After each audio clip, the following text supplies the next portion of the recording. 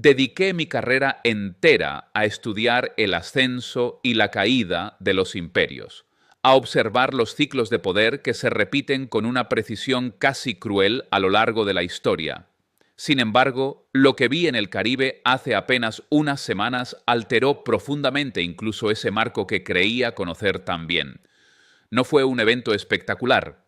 No hubo disparos, ni explosiones, ni discursos grandilocuentes, y sin embargo fue uno de los momentos más reveladores que he presenciado en décadas de análisis del poder estadounidense. Buques de guerra rusos fondeando en aguas venezolanas, no como una visita protocolaria, no como un gesto simbólico vacío, sino como una afirmación silenciosa, precisa, casi quirúrgica.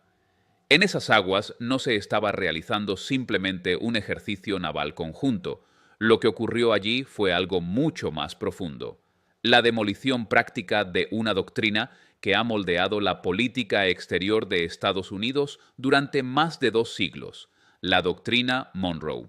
Esa idea casi sagrada, repetida como un dogma desde 1823, según la cual el hemisferio occidental pertenece, por derecho histórico y estratégico, a Washington. Ese principio murió en silencio, en el Caribe, y la mayoría de los estadounidenses ni siquiera se ha dado cuenta. CNN lo presentó como una postura provocativa. El Pentágono habló de actividades desestabilizadoras. Los funcionarios repitieron la retórica habitual sobre amenazas a la seguridad hemisférica, pero todos ellos, de una forma u otra, fallaron en identificar lo esencial. Esto no fue una agresión rusa inesperada, fue una reacción lógica, calculada y largamente preparada frente a décadas de provocación estadounidense. Y aquí aparece la pregunta incómoda, la que rara vez se formula en Washington. No si Estados Unidos anticipó este resultado, sino por qué se empujó a sí mismo hacia él.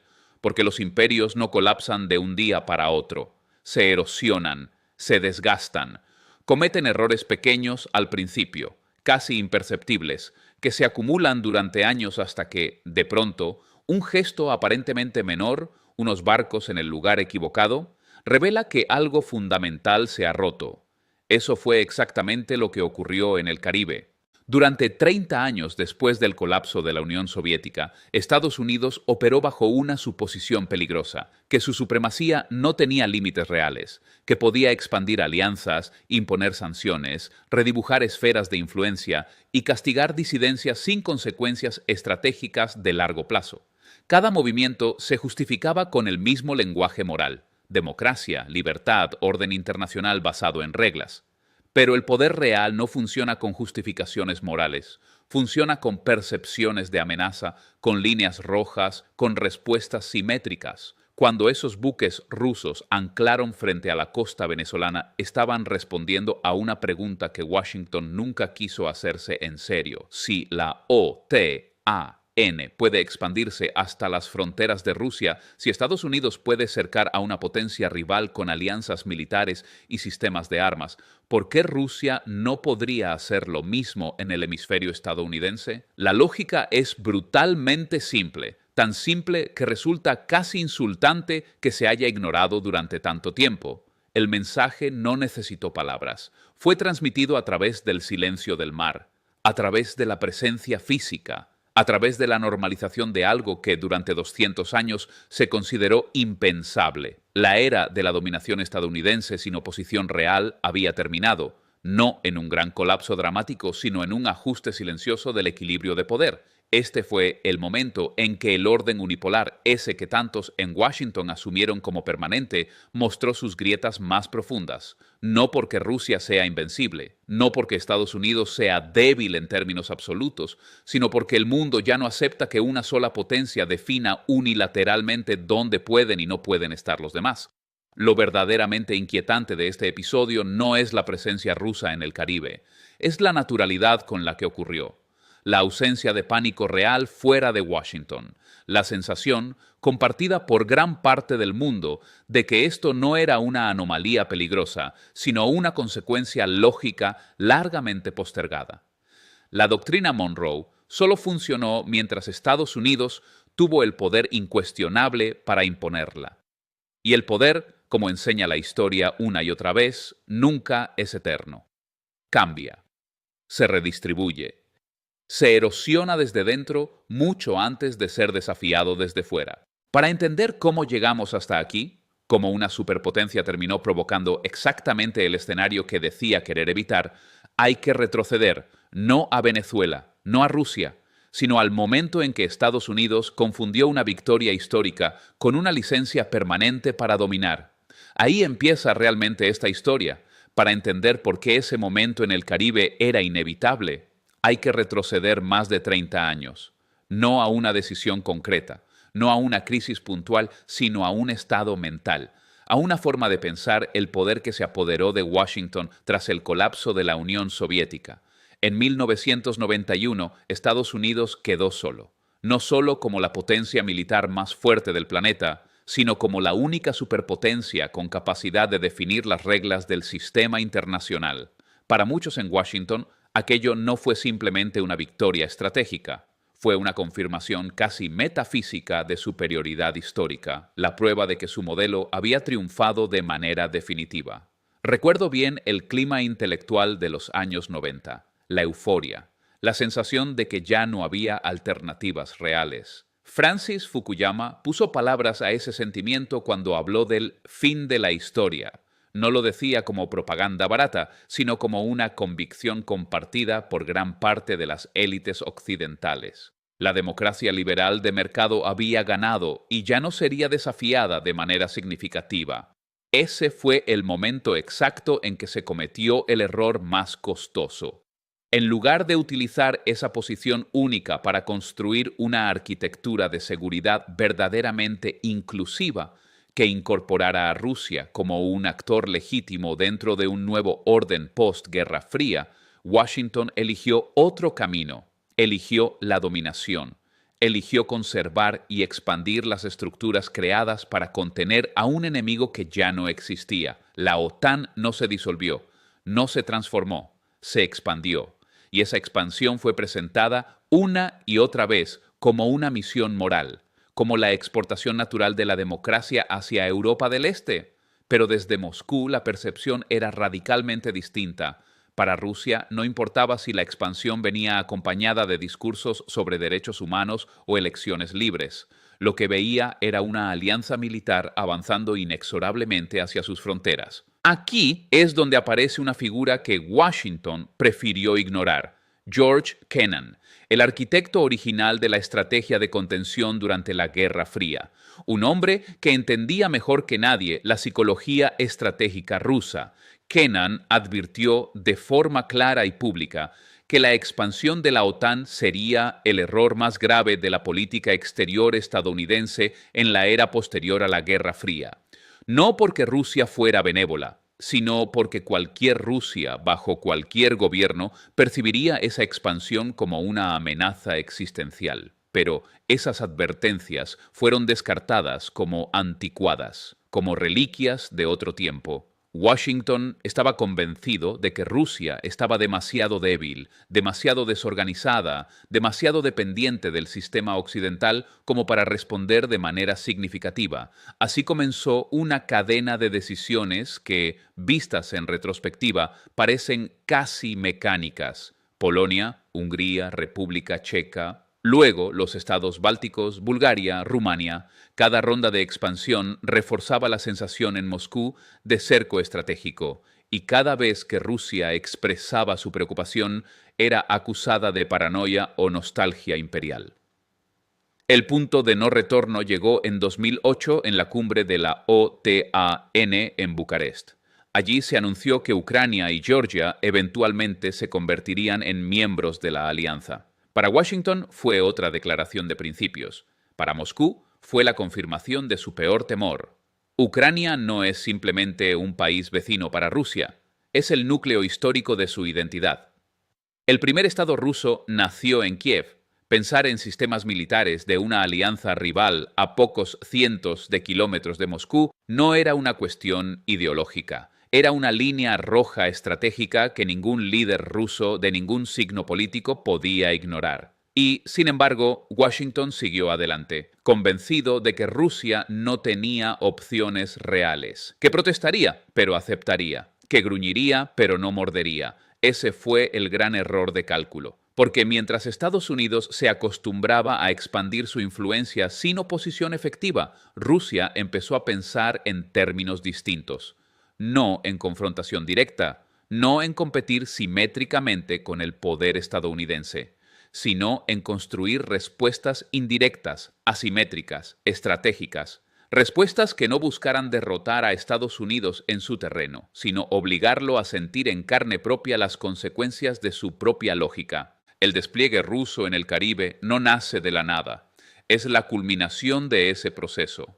Es el eco lejano de decisiones tomadas en los años 90, cuando Washington confundió una ventaja histórica con una licencia permanente para avanzar sin límites. Ese fue el pecado original de la era unipolar. Creer que el poder no genera resistencia, que la expansión no provoca reacción, que la historia se había detenido. Nada de eso era cierto, y los efectos de ese error no se manifestaron de inmediato. Se acumularon, se desplazaron, buscaron salidas inesperadas. Una de esas salidas fue Venezuela. Y para comprender por qué Venezuela se convirtió en el escenario perfecto para este choque indirecto entre grandes potencias, hay que mirar cómo Estados Unidos aplicó esa misma lógica de dominación en su propio hemisferio. Ahí continuamos. Mientras Washington expandía la OTAN hacia el este, aplicaba una lógica paralela en su propio hemisferio, una lógica que no necesitaba tanques ni desembarcos anfibios, una lógica más silenciosa, pero igual de brutal, la coerción económica como arma estratégica. Venezuela se convirtió en el laboratorio perfecto. Cuando Hugo Chávez llegó al poder en 1999, no representaba una amenaza militar para Estados Unidos. No tenía armas nucleares, no tenía una alianza militar formal con potencias rivales, no tenía capacidad de proyectar poder fuera de sus fronteras. Lo único que tenía era algo mucho más peligroso desde la perspectiva de Washington: control soberano sobre un recurso crítico y la voluntad política de usarlo de manera independiente. El pecado original de Chávez, desde la lógica estadounidense, no fue su retórica ni su estilo. Fue una decisión concreta y material, afirmar que el petróleo venezolano debía servir primero a los venezolanos, no a las grandes petroleras extranjeras, no a los mercados financieros internacionales, no a la arquitectura energética diseñada para beneficiar a Estados Unidos. Ese acto rompió una regla no escrita del orden hemisférico. América Latina podía elegir gobiernos de izquierda o derecha, democráticos o autoritarios, siempre y cuando respetaran una premisa fundamental: los recursos estratégicos no se tocan sin permiso implícito de Washington. Chávez rompió esa premisa. Y la respuesta siguió un patrón tan predecible que casi parece automático cuando uno lo observa con distancia histórica. Primero, presión diplomática. Advertencias. Editoriales moralizantes. Luego, intentos de aislamiento político. Cuando eso no funcionó, sanciones económicas selectivas.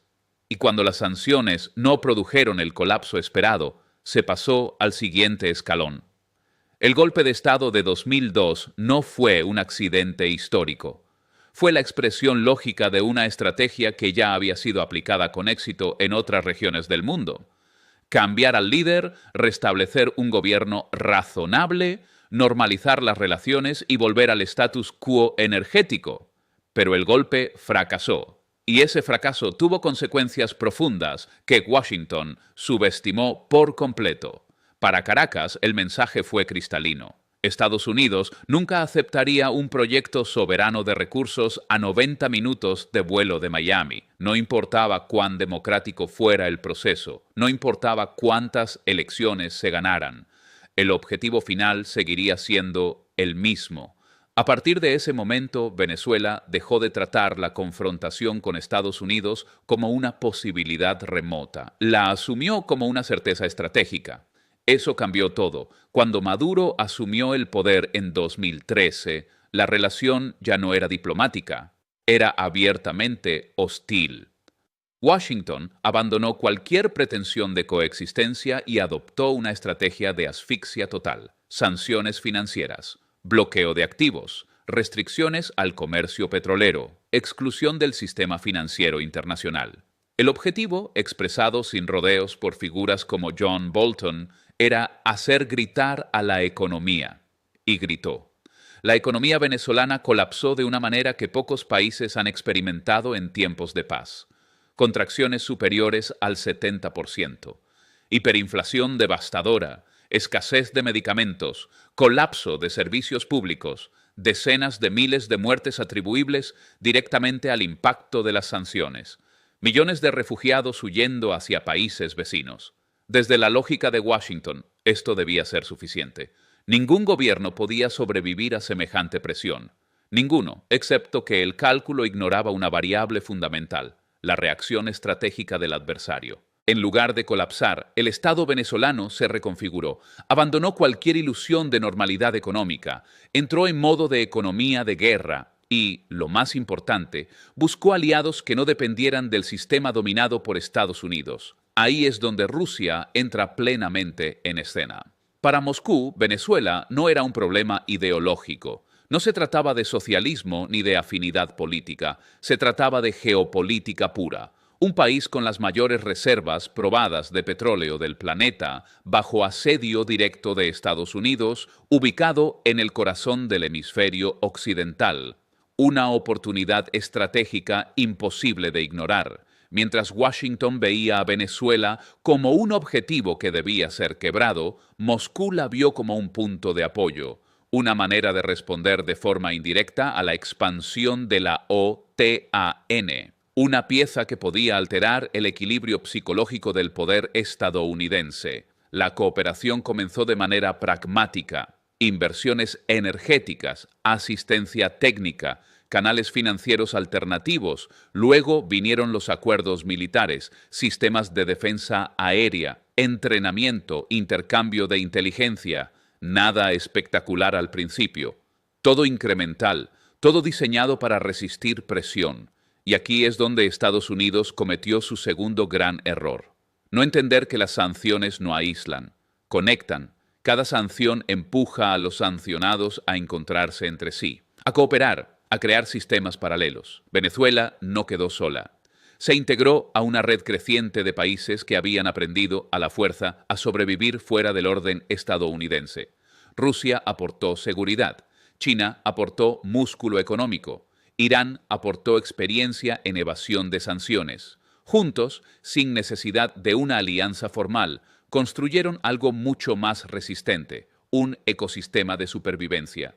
Y Venezuela se convirtió en la prueba viviente de que incluso en el hemisferio estadounidense era posible desafiar la coerción sin colapsar, que la doctrina Monroe no era una ley natural, sino una convención sostenida por poder relativo.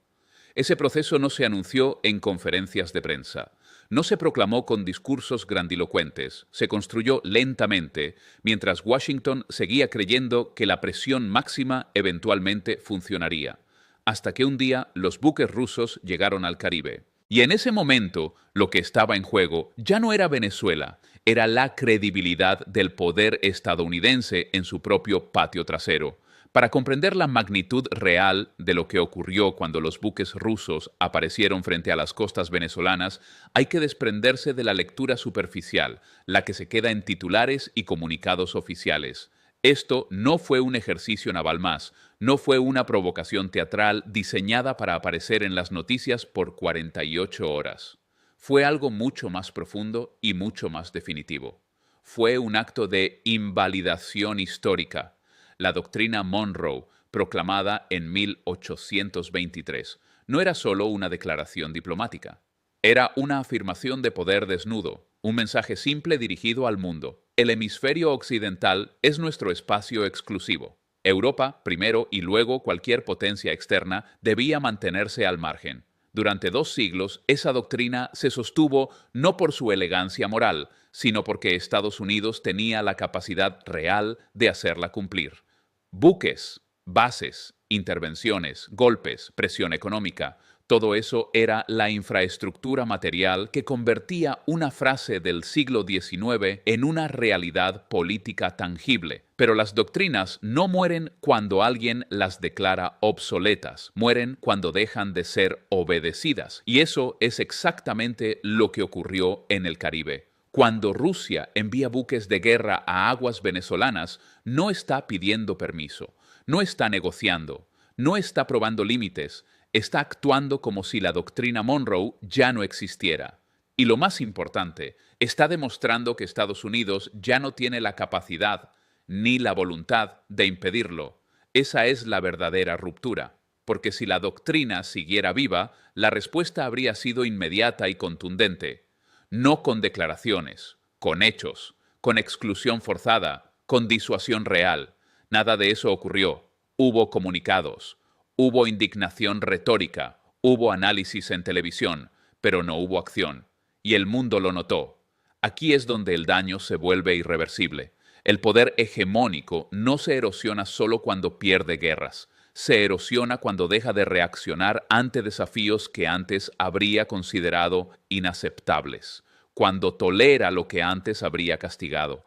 Cuando protesta pero no actúa. Ese silencio operativo fue ensordecedor. Durante décadas, Estados Unidos mantuvo casi 800 bases militares en más de 70 países, patrulló cada océano, intervino en conflictos a miles de kilómetros de sus fronteras con la convicción de que nadie podía hacerle lo mismo en su propio vecindario. Esa asimetría era la esencia del orden unipolar. Rusia la rompió sin disparar un solo tiro, y lo hizo utilizando la lógica que Washington había normalizado durante años. Si Estados Unidos puede tener presencia militar en el Mar Negro, en el Báltico, en el Pacífico Occidental, ¿por qué Rusia no puede operar en el Caribe? ¿Qué principio legal lo impide? ¿Qué norma internacional prohíbe ejercicios navales con un Estado soberano que lo ha solicitado? No existe tal norma. La única barrera era política. Y esa barrera se desmoronó en el momento en que Estados Unidos descubrió que no podía escalar sin pagar un precio desproporcionado. Porque aquí aparece una verdad incómoda que Washington evita enfrentar. Ya no puede responder a todos los desafíos. Está estratégicamente sobreextendido. Ucrania, Medio Oriente, Indo-Pacífico, tensiones internas, crisis fiscal, polarización política. El margen para abrir un nuevo frente de confrontación real en el Caribe simplemente no existe. Y Rusia lo sabe. Por eso este despliegue fue tan calculado. No necesitaba ser grande, no necesitaba ser permanente, solo necesitaba ser real, visible, normalizado, un hecho consumado que no pudiera revertirse sin una escalada peligrosa. Ese es el arte de la disuasión moderna. Obligar al adversario a aceptar una nueva realidad sin que pueda reaccionar sin autolesionarse.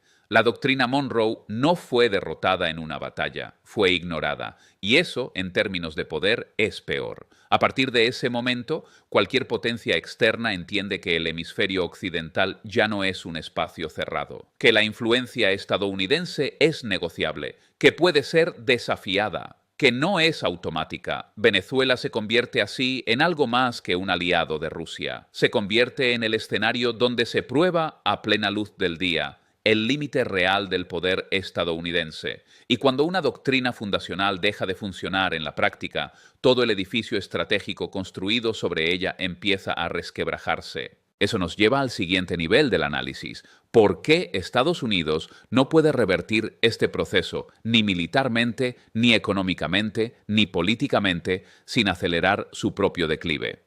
Aquí es donde el análisis se vuelve verdaderamente incómodo para Washington, porque una cosa es reconocer que algo simbólico ha cambiado y otra muy distinta aceptar que ya no existe un camino realista para volver atrás. La pregunta que muchos se hacen, aunque rara vez se formula en voz alta, es sencilla. Si la presencia rusa en Venezuela representa una violación intolerable del orden hemisférico, ¿por qué Estados Unidos no la detiene? La respuesta corta es brutal, porque no puede hacerlo sin hacerse daño a sí mismo de una forma que ya no está dispuesto ni es capaz de soportar. Durante gran parte del siglo XX, Estados Unidos podía responder a este tipo de desafíos con una escalada controlada, una demostración de fuerza, una advertencia creíble, un despliegue naval superior que dejaba claro quién mandaba. Esa capacidad descansaba en tres pilares: supremacía militar indiscutida, cohesión política interna y una economía capaz de absorber casi cualquier costo. Hoy, esos tres pilares están erosionados al mismo tiempo.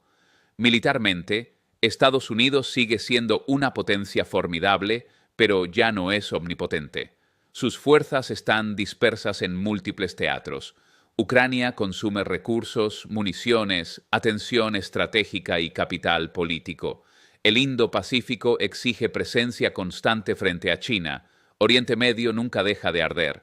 Abrir una confrontación real en el Caribe contra Rusia, aunque sea indirecta, implicaría asumir riesgos de escalada que ningún presidente estadounidense puede justificar ante una opinión pública, agotada por décadas de guerras inconclusas.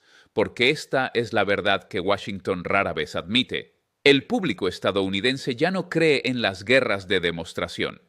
Ya no compra la narrativa de conflictos lejanos presentados como necesarios para la seguridad nacional. Afganistán e Irak destruyeron esa credibilidad. Cada ataúd que vuelve a casa pesa más políticamente que cualquier discurso sobre hegemonía. Y Venezuela no es un objetivo fácil, no es Granada, no es Panamá en 1989. Es un país grande, con una geografía compleja, con una población politizada por años de confrontación externa y con apoyo directo, aunque calibrado, de potencias nucleares. Cualquier acción militar directa implicaría un riesgo real de enfrentamiento con Rusia, aunque sea por accidente, por cálculo errado o por escalada no intencional. Ese riesgo es inaceptable, pero el límite no es solo militar, es económico. Estados Unidos atraviesa una fase de vulnerabilidad estructural que no existía en décadas anteriores. Deuda pública explosiva, dependencia de financiamiento externo, tensiones inflacionarias. Una economía que ya no puede permitirse shocks geopolíticos adicionales sin consecuencias internas inmediatas. Una escalada en el Caribe no sería gratuita. Afectaría mercados energéticos, impactaría seguros marítimos, alteraría flujos comerciales, generaría incertidumbre financiera, y todo eso en un momento en que Washington necesita desesperadamente estabilidad para sostener su propia arquitectura económica. Por eso la respuesta se limita a declaraciones, a advertencias vagas, a gestos simbólicos, porque cualquier cosa más allá de eso tendría un costo que supera los beneficios estratégicos. Y luego está el factor más subestimado de todos, la legitimidad. Durante décadas, Estados Unidos pudo actuar porque su relato era aceptado, o al menos tolerado, por gran parte del mundo. Hoy ese relato está agotado. La narrativa de defender la democracia suena hueca cuando se aplica selectivamente. La retórica del orden basado en reglas pierde fuerza cuando esas reglas parecen flexibles solo para uno. Cuando Washington protesta por la presencia rusa en Venezuela, muchos países no ven una defensa del derecho internacional. Ven hipocresía. Ven el reflejo de una potencia que puede desplegar fuerzas en cualquier parte del mundo, pero se indigna cuando otros hacen lo mismo en su vecindario. Eso debilita cualquier intento de construir una coalición amplia. Nadie quiere escalar por Estados Unidos. Nadie quiere pagar el precio político de defender una doctrina del siglo XIX, que ya no refleja la realidad del poder global. Así, Estados Unidos queda atrapado en una paradoja peligrosa. Si responde con fuerza, acelera su declive. Si no responde, confirma la pérdida de autoridad. Rusia entendió esta trampa perfectamente, por eso actuó de la manera en que lo hizo. No buscó humillar a Estados Unidos con un espectáculo militar masivo. Buscó obligarlo a aceptar una nueva normalidad, y lo logró. La presencia rusa en Venezuela no necesita ser permanente para ser efectiva, solo necesita ser posible, solo necesita haber ocurrido una vez sin consecuencias reales. A partir de ahí, el precedente queda establecido, y los precedentes en política internacional son más poderosos que los discursos. Lo que viene después ya no depende solo de Rusia o de Venezuela, depende de cómo el resto del mundo interpreta este momento, de qué conclusiones sacan otras potencias medianas y pequeñas que observan con atención. Porque si el hemisferio occidental ya no es intocable, si la doctrina Monroe ya no se hace cumplir, entonces el mapa mental del poder global cambia para todos. Y eso nos lleva al último tramo del análisis. ¿Qué significa este episodio para el futuro del orden mundial? ¿Y por qué no es un evento aislado, sino una señal de algo mucho más grande? Lo que ocurrió en el Caribe no es un episodio aislado ni una anomalía pasajera que pueda corregirse con mejores relaciones públicas o con un cambio de administración en Washington. Es una señal estructural, una grieta visible en un sistema que durante décadas se sostuvo más por inercia que por consenso real. El mito que se ha roto no es solo el de la doctrina Monroe, es el mito más profundo de todos, la idea de que el poder estadounidense es automático, incuestionable y permanente, que basta con invocarlo para que el mundo obedezca. Ese mundo ya no existe. Durante 30 años, Estados Unidos operó bajo la suposición de que la historia había quedado congelada en 1991, que no habría costos estratégicos acumulativos, que cada intervención podía analizarse de manera aislada, sin generar efectos secundarios sistémicos, que la coerción económica no produciría contraestructuras, que la expansión militar no provocaría respuestas simétricas. El despliegue ruso en Venezuela demuestra lo contrario, demuestra que la resistencia no siempre adopta la forma de confrontación directa, a veces se manifiesta como paciencia estratégica, como acumulación silenciosa de capacidades, como alianzas tejidas lentamente entre actores que comparten una misma experiencia, haber sido presionados, sancionados o amenazados por el mismo centro de poder. Ese es el rasgo definitorio del mundo multipolar emergente. No se organiza en torno a una ideología común. No necesita valores compartidos. Se organiza alrededor de intereses convergentes y memorias compartidas de coerción. Rusia no necesitó convertir a Venezuela en una base permanente ni en un satélite formal. Solo necesitó demostrar que la hegemonía estadounidense ya no tiene exclusividad geográfica.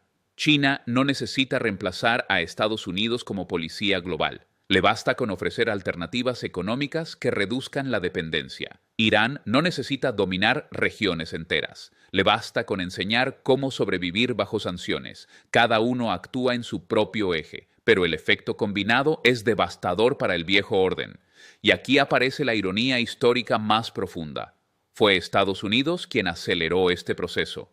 No por debilidad inicial, sino por exceso de confianza, por haber confundido poder con impunidad, por haber creído que las reglas solo existían para los demás. Venezuela, en este contexto, no es la causa del colapso de la doctrina Monroe, es el escenario donde ese colapso se volvió visible, donde dejó de ser teórico y se volvió práctico, donde el mundo pudo observar, sin ambigüedades, que Estados Unidos ya no puede imponer límites absolutos ni siquiera en su propio hemisferio. Eso cambia los cálculos de todos, cambia cómo piensan los países de América Latina sobre sus márgenes de autonomía. Cambia cómo las potencias medianas evalúan sus opciones estratégicas. Cambia cómo los aliados tradicionales de Washington perciben la solidez de sus garantías. Y, sobre todo, cambia cómo los rivales entienden las líneas rojas estadounidenses, porque una línea roja que no se hace cumplir deja de ser roja.